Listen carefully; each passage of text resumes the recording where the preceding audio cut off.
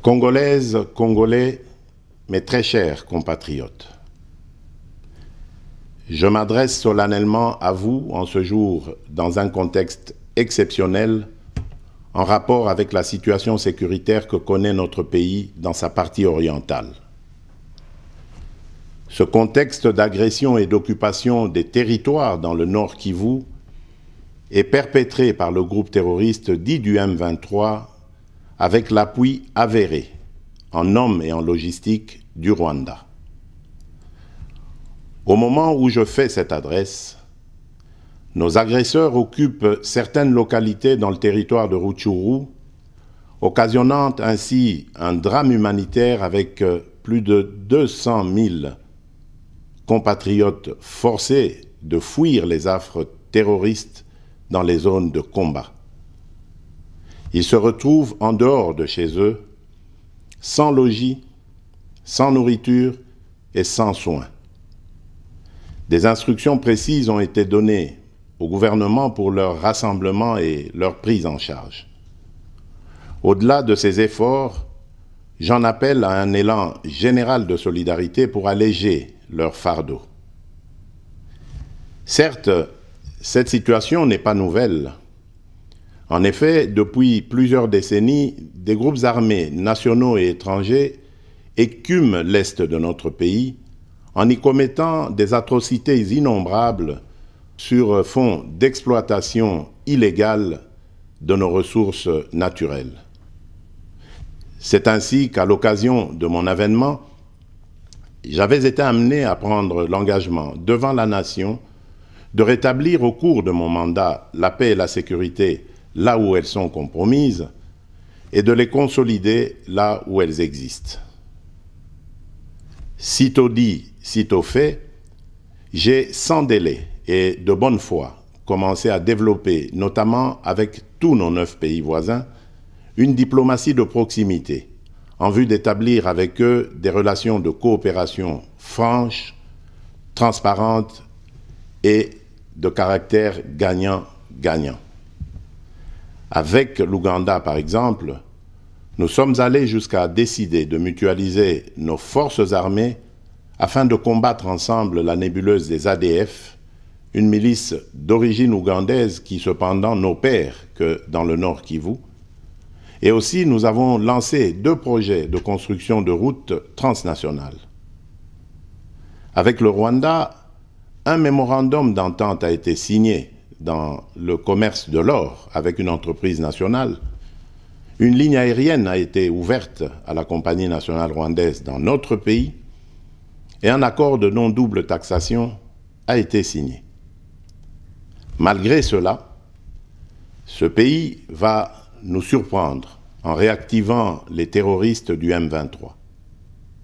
Alors qu'il avait été défait par les armes en 2013, le M23 va refaire surface en prenant notre armée à court, notamment à Bunagana, cité qu'il occupe depuis le 13 juin 2022.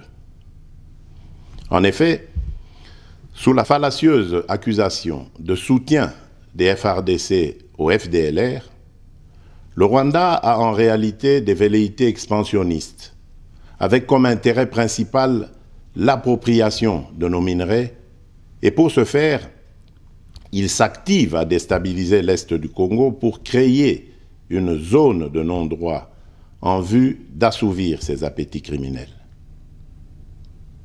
Pour faire face à cette situation, 2 options s'offraient à nous, la diplomatie ou la guerre. J'ai résolu de privilégier la première option, quitte à en venir à la seconde, faute de résultats. L'option diplomatique a donc été mise en œuvre. C'est ici l'occasion pour nous de rappeler que notre attachement à la recherche de la paix par des voies pacifiques n'est aucunement un signe de faiblesse, moins encore un aveu d'une incapacité de notre pays à s'inscrire dans une logique de guerre totale contre tous ceux qui continuent à abuser de notre patience, mais plutôt une expression de notre culture de paix et de notre identité légendaire de peuple hospitalier. C'est ainsi que dès le 20 juin 2022, j'ai pris part aux travaux du 3e conclave des chefs d'État membres de la Communauté d'Afrique de l'Est à Nairobi, au Kenya, qui avait comme agenda l'examen de la situation sécuritaire dans l'Est de notre pays. À l'issue de ce forum, les dirigeants des pays membres de la Communauté d'Afrique de l'Est sont tombés d'accord sur le déploiement d'une force régionale pour imposer la paix dans l'Est de la République démocratique du Congo. Le sommet a appelé à une cessation immédiate de toutes les hostilités à l'Est de notre pays et a demandé à tous les groupes armés, tant étrangers que locaux, à déposer les armes immédiatement et sans condition et à s'engager dans le processus politique. Le 6 juillet 2022, j'ai accepté de rencontrer à nouveau le président du Rwanda, cette fois à Luanda, sous l'égide du président João Lourenço, sous couvert de la Conférence internationale des régions des Grands Lacs africains, la CIRGL.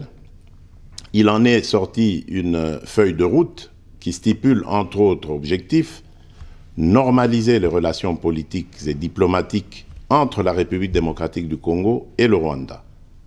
Et pour y parvenir, la première action retenue, arrêt des hostilités et retrait du M23 des positions occupées conformément au communiqué final de Nairobi. Une fois de plus, aucune avancée sur le terrain de la paix attendue par notre population n'a été observée. La dernière activité diplomatique en date a été la rencontre avec le président Paul Kagame autour du président français Emmanuel Macron et à l'initiative de ce dernier, en marge de l'Assemblée générale des Nations unies à New York. Ici également, pour l'essentiel, il a été acté le principe d'un cessez-le-feu immédiat et du retrait inconditionnel du M23 des positions qu'il occupe. Toujours sans résultat tangible sur le terrain. Mes chers compatriotes, comme vous pouvez le constater, malgré notre investissement et les efforts fournis dans cette optique, la paix et la sécurité ne sont pas au rendez-vous. Garant de l'indépendance, de l'unité nationale et de l'intégrité territoriale, je réitère mon engagement constitutionnel de défendre la patrie jusqu'au sacrifice suprême. Mes très chers compatriotes, ne doutons jamais qu'ensemble réfléchis et engagés, nous puissions changer le monde. À vous, nos vaillants soldats, vous qui avez pris l'engagement de servir sous le drapeau, je vous invite ici au sens élevé du patriotisme en ce temps particulièrement exceptionnel de notre histoire, de défendre notre pays, de protéger l'intégrité de son territoire et d'assurer la sécurité des Congolaises et des Congolais contre toute agression ou attaque d'où qu'elle vienne. À vous, mes très chers compatriotes, la guerre qui nous est imposée par nos voisins exige de chacun de nous des sacrifices. C'est le moment de taire nos divergences politiques pour défendre tous rassemblés notre mère patrie. Notre histoire et notre marche commune ont sans cesse démontré que loin de s'effondrer, notre nation et son peuple ont toujours relevé ce genre de défis et nous en sommes toujours sortis victorieux. Restons tous unis et solidaires derrière nos forces de défense et de sécurité. La situation actuelle, loin de nous affecter, n'est qu'une épreuve de plus que nous allons surmonter pour raffermir davantage notre unité. Au-delà de tout clivage politique, idéologique, religieux et tribal, la défense de la mère patrie est le seul objectif qui doit nous unir en ce moment. Le pays nous appelle. La nation a besoin de l'engagement de toutes ses filles et de tous ses fils. Je vous appelle à ne pas céder aux propos xénophobes et autres discours de haine ou de stigmatisation des communautés rwandophones, dont l'asservisseur se sert pour faire du chantage et de la manipulation. Tout acte allant dans ce sens sera sévèrement puni. En réponse à la forte demande de la jeunesse, j'invite celle-ci à s'organiser en groupe de vigilance en vue d'appuyer et d'accompagner et de soutenir nos forces armées, nos forces de défense dans l'accomplissement de leur noble mission. C'est ici l'occasion de mettre en garde tous les traîtres civils ou militaires et autres brebis galeuses qui servent les intérêts de l'ennemi. Ils seront exposés à la rigueur de la loi en ayant le juste châtiment que mérite ce genre de comportement. En outre, tout en renouvelant mon appel lancé à nos jeunes qui en ont la vocation de s'enrôler massivement dans nos forces armées. Je réitère l'instruction faite au chef d'état-major général d'accélérer à cet effet la mise en place de centres de recrutement à travers les 26 provinces que compte notre pays.